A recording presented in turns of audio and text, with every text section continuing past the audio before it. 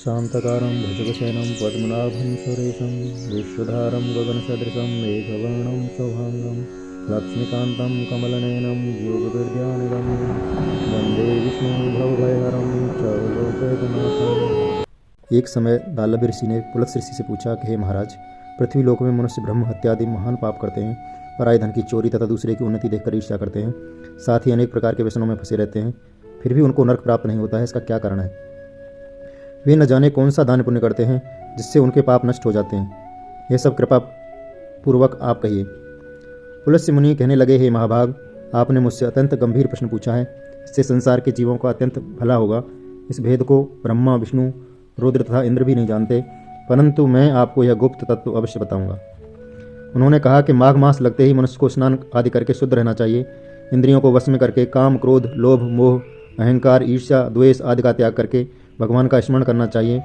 पुष्य नक्षत्र में गोबर, कपास, तिल मिलाकर उनके कंडे बनाना चाहिए। उन कंडों से 108 बार हवन करना चाहिए। उस दिन मूल नक्षत्र हो और एकादशी तिथि हो तो अच्छे पुण्य देने वाले नियमों को ग्रहण करें। स्नान आदि नित्य क्रिया से निवृत्त होकर सब देवताओं के देव श्री भगवान का पूजन करें और एकादशी का व्रत धारण करें। रात्रि को जागरण करना चाहिए। उसके दूसरे दिन धूप, दीप, नैवेद्य आदि से भगवान का पूजन करके खिचड़ी का भोग लगाएं। तत्पश्चात पेठा, नारियल, सीताफल या सुपारी का अर्घ्य देकर स्तुति करनी चाहिए।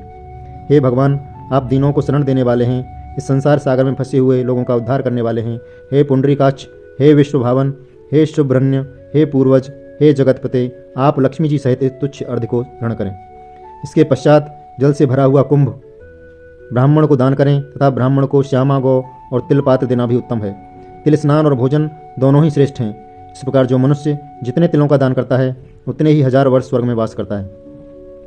तिल स्नान, तिल का उबटन, तिल का हवन, तिल का तर्पण, तिल का भोजन और तिलों का दान, ये तिल 6 प्रकार के हैं। इनके प्रयोग के कारण यह सटतिला एकादशी कहलाती है। इस व्रत के करने से अनेक प्रकार के पाप नष्ट हो जाते हैं। इतना कहकर पुलत्स्य ऋषि कहने लगे कि अब मैं तुमसे इस एकादशी की कथा कहता हूँ। एक समय नारद जी ने भगवान विष्णु से यही प्रश्न किया था और भगवान ने जो सटतिला एकादशी का महात्म्य नारद जी से कहा सो मैं तुमसे कहता हूँ। भगवान ने नारद जी से कहा कि हे नारद, मैं तुमसे सत्य घटना कहता हूँ, ध्यानपूर्वक सुनो। प्राचीन काल में मृत्युलोक में एक ब्राह्मणी रहती थी। वह सदैव व्रत किया करती थी। एक समय वह 1 मास तक व्रत करती रही। इससे उसका शरीर अत्यंत दुर्बल हो गया। यद्यपि वह अत्यंत बुद्धिमान थी, तथापि उसने कभी देवताओं या ब्राह्मणों के निमित्त अन्न या धन का दान नहीं किया था। इससे मैंने सोचा कि ब्राह्मणी ने व्रत आदि से अपना शरीर शुद्ध कर लिया है, अब इसे विष्णु लोक तो मिल ही जाएगा, परंतु उसने कभी अन्न का दान नहीं किया। इससे इसकी तृप्ति होना कठिन है। भगवान ने कहा, ऐसा सोचकर मैं भिखारी के वेश में मृत्युलोक में उस ब्राह्मणी के पास गया और उससे भिक्षा मांगी। वह ब्राह्मणी बोली, महाराज किस लिए आए हो? मैंने कहा, मुझे भिक्षा चाहिए। इस पर उसने एक मिट्टी का ढेला मेरे भिक्षा पात्र में डाल दिया। मैं उसे लेकर स्वर्ग में लौट गया। कुछ समय बाद ब्राह्मणी भी शरीर त्याग कर स्वर्ग में आ गई। उस ब्राह्मणी को मिट्टी का दान करने से जो स्वर्ग में सुंदर महल मिला, परंतु उसने अपने घर को अन्न आदि सब सामग्रियों से शून्य पाया।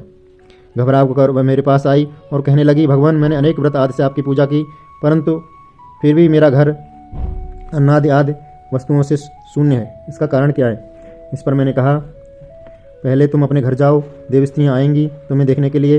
पहले उनसे सटतिला एकादशी का पुण्य और विधि सुन लो, तब द्वार खोलना। ऐसे मेरे वचन सुनकर वह अपने घर को गई। जब देव स्त्रियाँ आईं और द्वार खोलने को कहा तो ब्राह्मणी बोली, आप मुझे देखने आई हैं तो सटतिला एकादशी का महत्व मुझसे कहो। उनमें से एक देव स्त्री कहने लगी कि मैं कहती हूँ। जब ब्राह्मणी ने सटतिला एकादशी का महात्म्य सुना तब द्वार खोल दिया।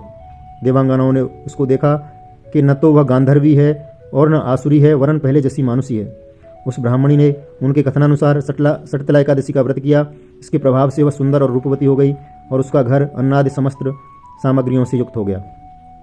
अतः मनुष्यों को मूर्खता त्याग कर सटतिला एकादशी का व्रत और लोभ न करके तिल आदि का दान करना चाहिए।